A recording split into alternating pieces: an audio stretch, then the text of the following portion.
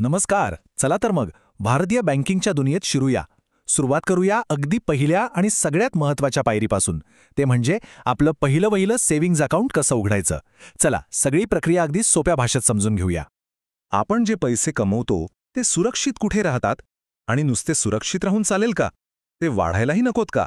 बरोबर? आणि इथेच खरी सुरुवात होते बँकेच्या भूमिकेची.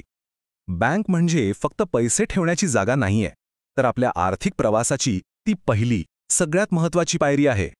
आता आपण जी माहिती पाहणार आहोत ती श्रीराम नानल यांच्या लिखाणावर आधारलेली आहे. हे एक निवृत्त बँकर आहेत आणि नुसतेच बँकर नाहीत, तर ज्यांनी प्रधानमंत्री जनधन योजनेसारख्या योजना भारताच्या अगदी ग्रामीण भागापर्यंत पोहोचवण्यासाठी खूप मोठं काम केलंय. त्यामुळे त्यांच्या अनुभवामुळे या माहितीला एक वेगळंच वजन प्राप्त होतं. बरं, मग खातं उघडायच्या प्रक्रियेकडे जाण्याआधी एक पाऊल मागे येऊया आणि आधी हे समजून घेऊया की भारतात नक्की किती प्रकारच्या बँका आहेत. कारण हे कळलं ना की आपल्या गरजेनुसार योग्य बँक निवडणं खूप सोपं जातं. आज आपण ज्या बँका बघतो त्या इथपर्यंत कशा पोहोचल्या त्याचा एक छोटासा पण इंटरेस्टिंग प्रवास आहे. बघा, 1969 साली मोठ्या बँकांचं राष्ट्रीयकरण झालं. का? तर बँकिंग सेवा देशाच्या कानाकोपऱ्यात अगदी सामान्य माणसापर्यंत पोहोचावी म्हणून. मग आलं 1990चं दशक. आर्थिक उदारीकरणाचं वारं आलं आणि मग आधुनिक खाजगी बँका उदयास आल्या. यामुळे स्पर्धा वाढली आणि ग्राहकांना एकदम उत्तम सेवा मिळू लागली. तर भारतात मुख्यत्वे करून ह्या 5 प्रकारच्या बँका दिसतात. आता यातल्या सार्वजनिक आणि खाजगी बँका तर आपल्या सगळ्यांच्या ओळखीच्या आहेत, पण त्यासोबतच सहकारी बँका, स्मॉल फायनान्स बँका आणि अगदी नवीन आलेल्या पेमेंट्स बँका सुद्धा आहेत. या प्रत्येकाचा उद्देश थोडा वेगळा आहे, जसं की ग्रामीण बँकिंग किंवा मग फक्त डिजिटल व्यवहार सोपे करणं. बरं, आता या 2 मुख्य प्रकारच्या बँकांमध्ये नेमका फरक काय आहे? तर बघा, सार्वजनिक म्हणजेच सरकारी मालकीच्या बँका यांचा मुख्य भर असतो सामाजिक आर्थिक विकासावर, तर दुसरीकडे आहेत खाजगी बँका, ज्या त्यांच्या आधुनिक सेवा, नवीन टेक्नॉलॉजी आणि उत्तम ग्राहक सेवेसाठी ओळखल्या जातात.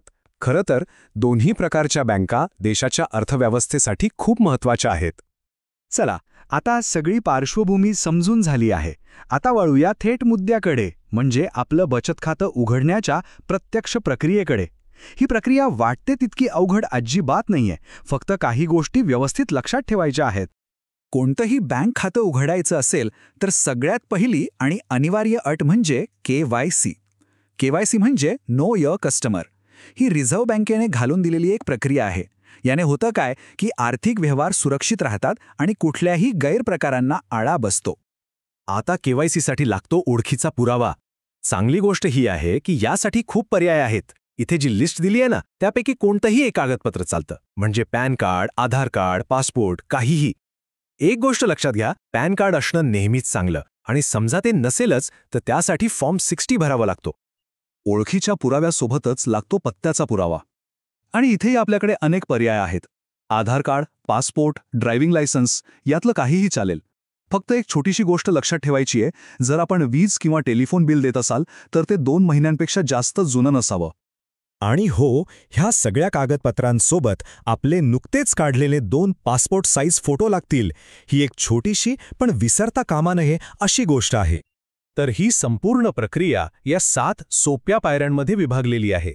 सगळ्यात आधी आपल्या गरजेनुसार बँक निवडायची, मग अर्ज भरायचा, कागदपत्र जमा करायची, बँक सगळं तपासून बघेल. त्यानंतर एक छोटीशी रक्कम जमा करून खातं सुरू होतं आणि मग आपल्याला आपलं पासबुक, चेकबुक आणि डेबिट कार्ड मिळतं. बघा किती सोपं आहे.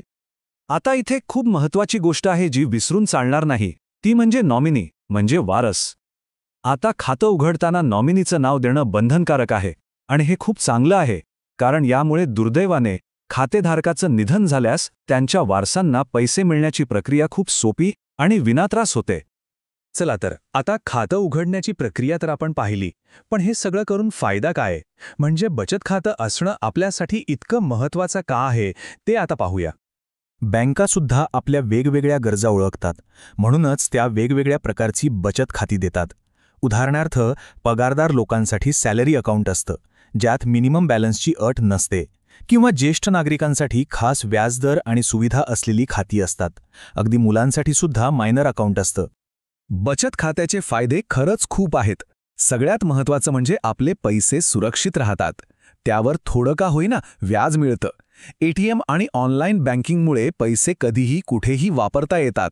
पण या सगळ्या पलीकडे एक मोठा फायदा आहे. तो म्हणजे आपला एक आर्थिक इतिहास तयार होतो.